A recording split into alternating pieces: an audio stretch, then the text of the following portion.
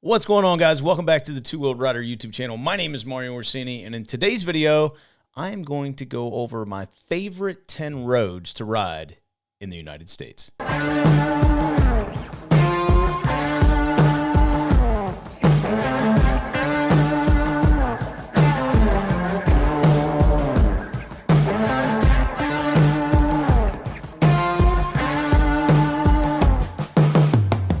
So this comment was made by BogusMan8940, who commented on one of my recent Alaska series videos asking if I'd ever done a video on my top 10 roads in the U.S., and I hadn't, so thanks for the idea, and that's what we're going to jump into today. So a couple of caveats. Only U.S. roads, and we are going to exclude Hawaii because that's the only state I haven't ridden in, so sorry, Hawaii, maybe next time. As we go over the top 10, I'm going to provide you some details like length, location, etc., stuff like that. Also, why I put them in the top 10. Additionally, if you go down into the description, I'm going to have a link down there with GPX files. So if you're unfamiliar with that road or you want to incorporate that into an upcoming ride, you can add that in with the GPX file. So you're welcome. I did, as I started this out, I started out with like 50-some roads that I jotted down that I've ridden. And it was really, really easy for me to get down to my top 10. But ranking the top 10, not so easy. So I'll give some of my reasoning for that as we go through. Before we get into the top 10, though, I got some honorable mentions we need to throw in there. They didn't make the top 10, but I still feel like they need mention. So the first one is the Black Hills, or more specifically, Needles Highway. There's a lot of great roads in the Black Hills. I just felt like I needed to pick one. Needles is very unique. If you've never ridden it, definitely think you should check it out. I've ridden it multiple times. Unfortunately, it just didn't make the top 10. Next up with honorable mention, Beartooth Highway or Beartooth Pass. It's nearly 69 miles long. It goes through Montana and Wyoming. It peaks up at nearly 11,000 feet above sea level there at Beartooth Pass. Super fun road to ride, just not in the top 10. Next one, Avenue of the Giants. It's a little bit shorter in length. It's only 31 miles long. It's so magical riding through the redwoods out there in California. Didn't make the list, but there is a road we're going to discuss that with a slight detour, you can get to it. So all's not lost. And then our final honorable mention, West Virginia, the entire state. It's my home state. It's arguably my favorite place to ride. I just couldn't pick out one road that was better than the top 10, but there's still many must-ride roads in West Virginia. Maybe we'll do a video specifically on West Virginia roads in an upcoming video. But for now, let's hop into the top 10. Coming in at number 10, Top of the World Highway. Now, since this is my top 10 roads in the U.S., you could argue that this shouldn't be included since it crosses into Canada, so I'm going to rank it number 10. It's only open during the summer months. This road, starting near the town of Jackwade, Alaska, rides the tops of the hills looking down into the valleys. It's made up of mostly dirt and gravel, though does have some paved sections. Over the course of the 79 miles, you'll travel through 2 time zones, 2 countries, before having to take a ferry across the Yukon River to get into Dawson City. It's truly an adventure and a road that shouldn't be missed. Number 9 on the list, US 50 through Nevada, or at least a 287-mile section of it known as America's Loneliest Road. In 1986, Life magazine deemed a 287-mile stretch of US 50 through Nevada as America's Loneliest Road, and the name has stuck ever since. While not a twisty, curvy motorcycle road, US 50 will have you passing through the state capital of Carson City, historic sites, desert valleys, ghost towns, and much more, which is why it makes my list at number 9. Number 8, Pikes Peak Highway. There was a time this 19-mile toll road from Cascade, Colorado to the summit of Pikes Peak was dirt and gravel, but it's been fully paved since 2011. Home of the annual Pikes Peak International Hill Climb since 1916, which included both automobile and motorcycle races to the top. I'm not going to get into the whole motorcycle thing in this video. You'll climb all the way up to 14,115 feet above sea level. Full of twists and turns up the mountain, you'll likely notice your bike down on horsepower thanks to the thin air up top. You may also notice yourself a little thin on breath while walking around the visitor center due to the extremely high altitude. Before heading back down, be sure to check your brakes and run a gear low because there aren't many guardrails and it's a long fall. While not the highest paved road in the U.S., it's probably the most famous, and that's why it's number 8 on my list. Number 7, Schaefer Trail. As soon as I saw a picture of this road, I was in awe and knew I just had to ride it. Located in Canyonlands National Park outside of Moab, Utah, this is one of the craziest roads I've ever seen. A winding road carved into a sandstone cliff, you'll descend 1,500 feet through a series of switchbacks and hairpin turns on unpaved terrain made of dirt, gravel, and sand with absolutely no guardrails or safety retaining equipment. While I wouldn't say all types of motorcycles should give it a try, my sister rode both down and up, approximately 20 miles one way, on a Ducati Multistrada with street tires, so an ADV or dirt bike is not necessary. Be sure to stop along the way, in a safe place, for pictures because the scenery alone makes it one of the 10 best roads in the United States. Number 6, Million Dollar Highway.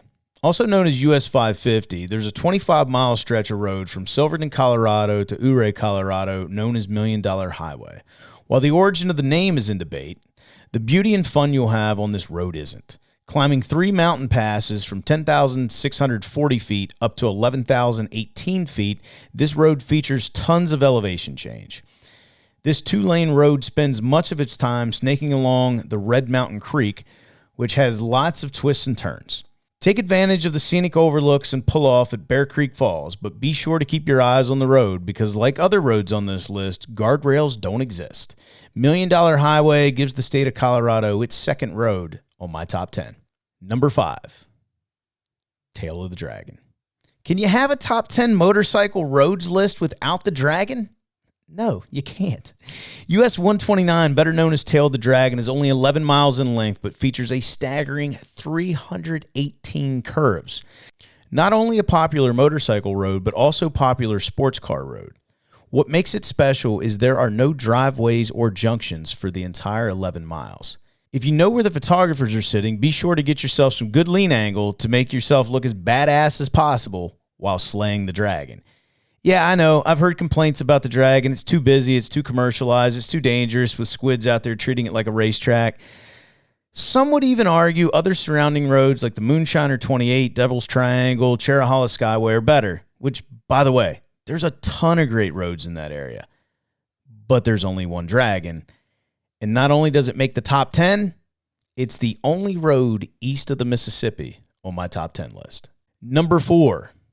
Pacific Coast Highway. There's some debate on whether Pacific Coast Highway starts in San Francisco, California, or much further north in Washington. Personally, I would say it starts in Washington because you get many more cool places to see along the way as you ride south, to include checking out the aforementioned Avenue of the Giants when you cross back into Northern California. Aside from the killer views of the Pacific Ocean along the route, you also get to ride over the gigantic Golden Gate Bridge, through beautiful Big Sur, stop and see the elephant seals in San Simeon, or even check out the famous Santa Monica Pier. This 650 mile to 1,650 mile, depending on what you want to call Pacific Coast Highway ride, will keep you entertained for the better part of a week. Number 3, California State Route 190 through Death Valley. Probably one you didn't expect to hear on the list. California with back-to-back entries on the list, but they might as well be worlds apart when it comes to experience. Death Valley is home to the hottest recorded temperature on Earth at 134 degrees Fahrenheit or 56.7 degrees Celsius. While a mere 84 miles away, you'll find the highest point in the contiguous United States.